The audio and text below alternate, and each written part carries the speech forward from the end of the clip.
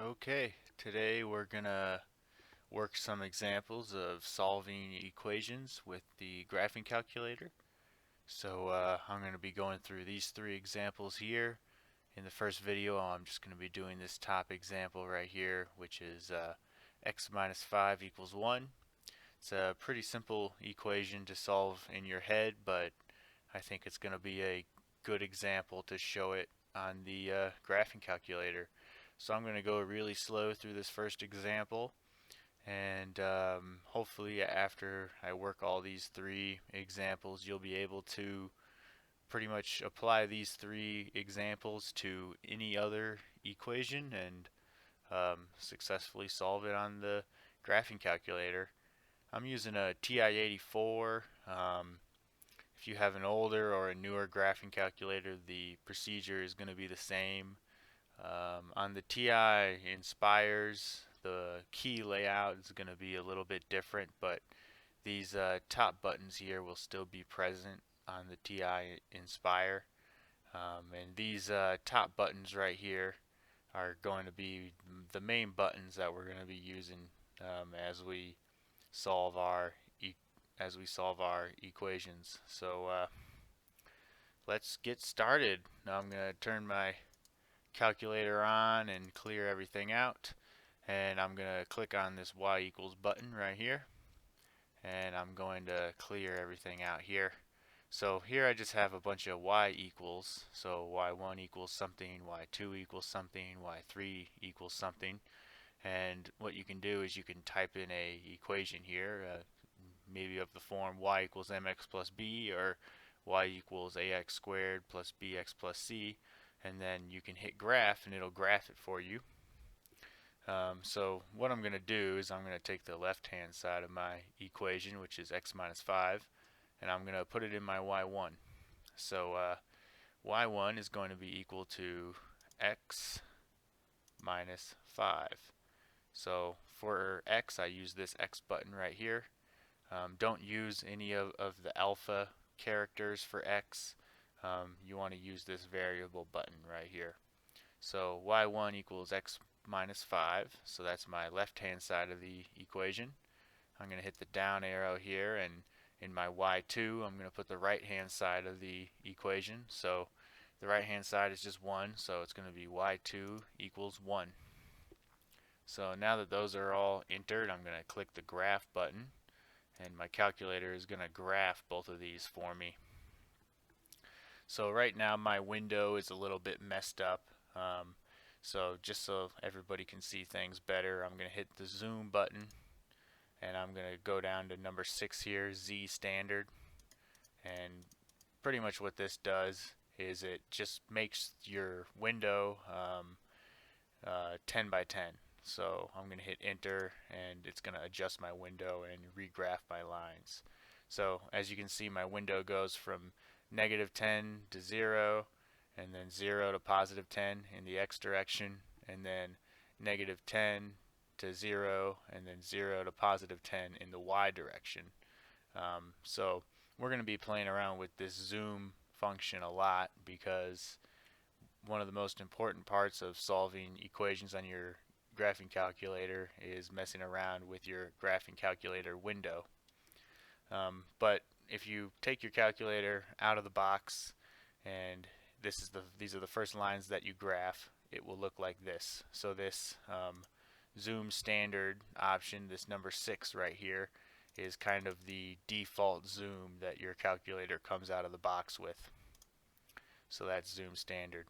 So the first line that it graphs is going to be my y1, which was y equals x minus 5. And the second line that it graphs here is going to be my y2, which is just y equals 1. And the x value at which both of these lines cross is going to be the solution. So it looks like this x value is about positive 6. And if you've already solved this top equation here in your head, you can probably tell that x is positive 6 in this case. So that's kind of the whole concept behind this.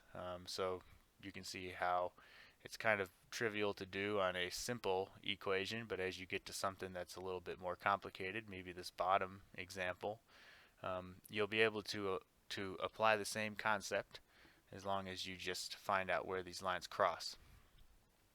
So in order to make my calculator tell me the exact point where these lines cross, I'm going to hit second and calc, and I'm going to open up the calculate menu.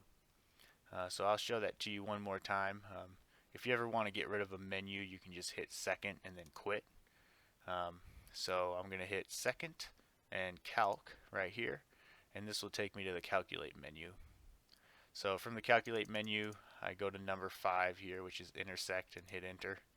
And my calculator is going to ask me about first curve. So it says first curve question mark, and you can see if I use my side to side keys here that I have a little cursor that is just running along my line here that it graphed. So when your calculator asks you for your first curve, you want to use your arrow keys to move your little dot on top of the intersection that you have. So I did that here, and I'm going to press enter.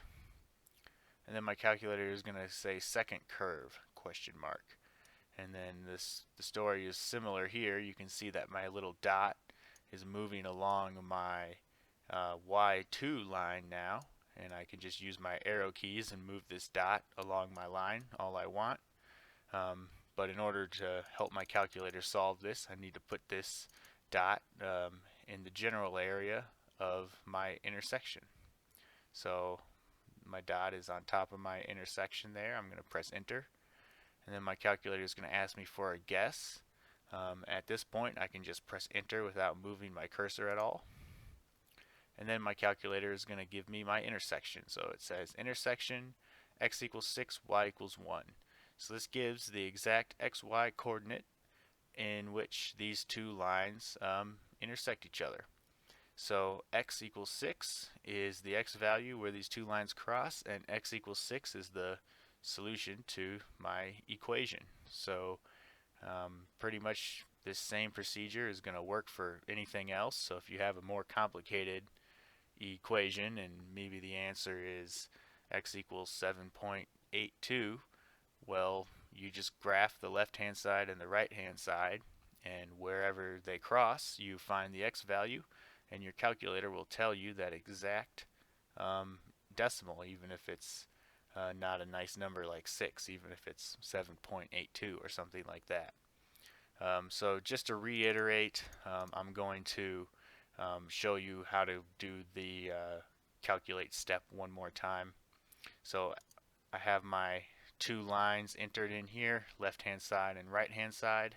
I hit my second button, or sorry, I'll graph this first, and then I'll hit my second button and then calculate, and I will go down to number 5 here, intersect, and hit enter. My calculator is going to say first curve question mark, and I want to use my arrow keys here to put the cursor right on top of the intersection and press enter. It's going to ask me about the second curve, and then again I use my arrow keys to move my cursor right on top of the intersection and press enter.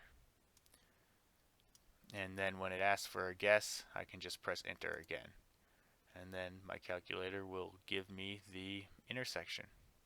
So that's going to be it for this video, and in some more videos I'll solve these next two examples. We will mess around with this zoom button a little bit more, and we'll be well on our way to becoming experts at solving equations with our graphing calculators.